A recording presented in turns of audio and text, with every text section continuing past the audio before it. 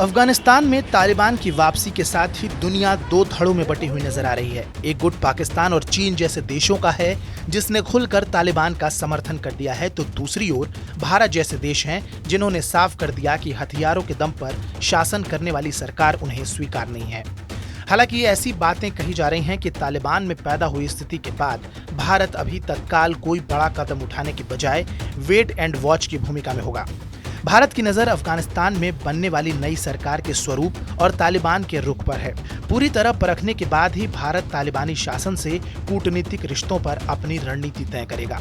कहा जा रहा है कि तालिबानी नेताओं के रवैये को कुछ दिन तक देखने और दुनिया के दूसरे लोकतांत्रिक देशों के फैसले के आधार पर भारत अपना स्टैंड तय करेगा। तालिबान शासन को मान्यता देने के मामले में भारत आगे नहीं रहना चाहता है। यही वजह है कि भारत पहले अमेरिका, रूस और दूसरे लोकतांत्रिक देशों के रुख को भांपेगा और उसके बाद ही किसी नतीजे पर पहुंचेगा। तालिबान को मान्यता देने को लेकर भारत कई शर्तें रख सकता है।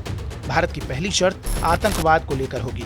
भारत को इस बात का अंदेशा है कि अगर अफगानिस्तान आतंक का केंद्र बनता है तो असर कश्मीर पर भी होगा। ऐसे में अगर तालिबान भारत को ये भरोसा दिलाता है कि वो आतंकवाद को बढ़ावा नहीं देगा, तो भारत तालिबान को मान्यता देने पर विचार कर सकता है। दूसरी शर्त है तालिबानी शासन में अफगानिस्तान के आम लोगों के साथ अच्छा बर्ताव।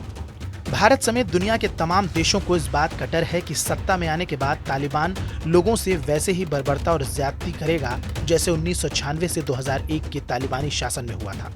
भारत ने पिछले कुछ सालों में अफगानिस्तान में 22,000 करोड़ का निवेश किया है। ऐसे में भारत अपने किए हुए विकास और आधारभूत ढांचे से जुड़ी काम की सुरक्षा की गारंटी भी चाहता है।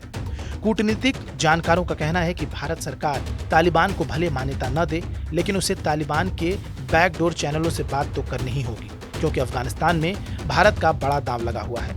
शायद तालिबान को भी इस बात की भनक है कि अगर उसका रुख आज से 2 दशक पहले वाला रहा तो कुछ देशों को छोड़ दुनिया के ज्यादातर देश उसे मान्यता नहीं देंगे।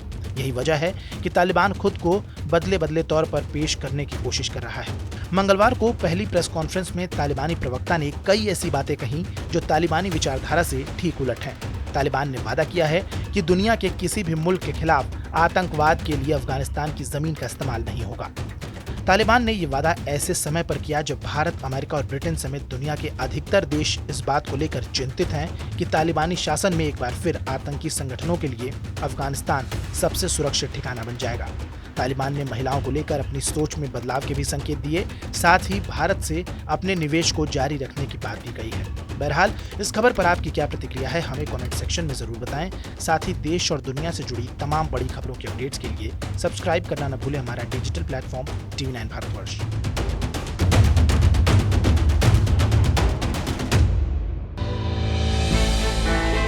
हमने की गलती फिर एक बार, कोरोना ने किया दोबारा प्रहार।